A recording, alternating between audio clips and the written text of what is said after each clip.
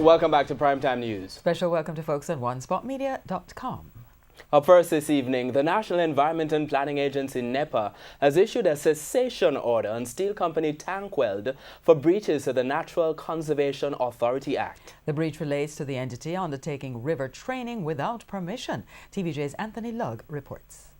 A decision by steel company Tankweld to modify a section of the Duane River in an effort to channel water away from its warehouse in Plantation Heights has backfired. The Duane River serves to accommodate drainage for communities like Duane Park and Patrick Gardens, just to name a few. The river also facilitates further drainage into the Kingston Harbor. From the hills of Plantation Heights, you'll see mangroves. Beneath runs the river.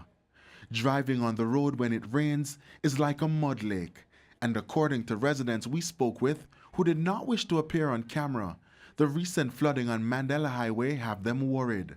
By law, anyone seeking to modify a wetland must make an application to the National Resources Conservation Department at NEPA for approval. But as it turns out, Tankweld did not get permission to do so. This is just some of what was dug up from the Duane River in an effort to channel water away from the property of the owners. Recently, the National Environment and Planning Agency served the director of the Tankweld Group a cessation order outlining strict instructions. But that's not all. Failure to obtain the required permit was also listed in the cessation order served on September 18, 2018.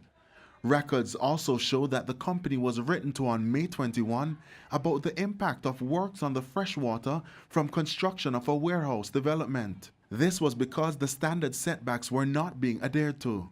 Anthony McKenzie is the director of the Environmental Management and Conservation Division at NEPA. We're not saying that modification cannot be done, but it has to be approved. It has to be a structured and measured modification based on proper designs and assessments.